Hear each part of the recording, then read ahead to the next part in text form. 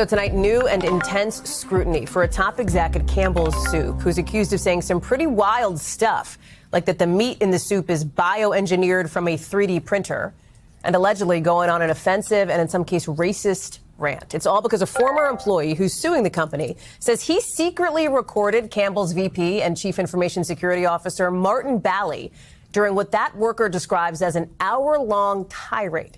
We've got the recording, and we want to warn you here, it's pretty harsh. Listen. We have shit for poor people. Who buys our shit? So healthy.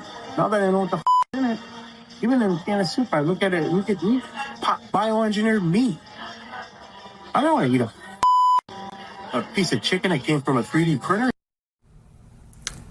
In the lawsuit, the former employee also alleges Bally made racist remarks about Indian workers, calling them idiots. When he reported the tirade to company management, he was terminated in retaliation, allegedly, for complaining about that alleged behavior.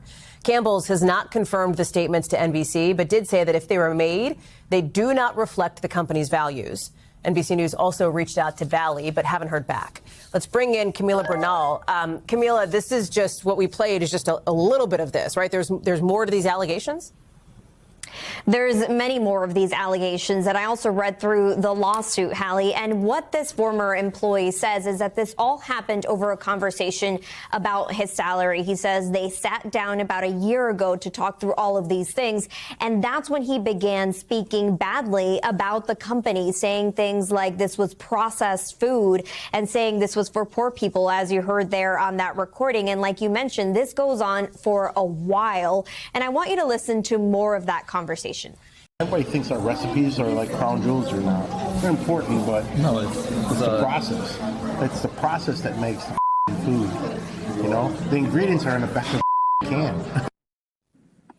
So clearly, this is about disgruntled employees that got angry and then decided that they wanted to basically throw the company under the bus. And what people don't understand is that the higher that you go, the more impactful that your comments are, and the more likely you are to face extreme scrutiny and or get fired if you say something that is incendiary. Now, I'll give you an example.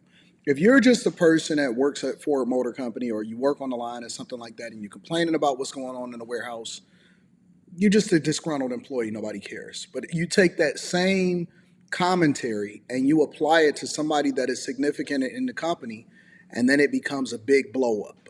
And that's what you see right now.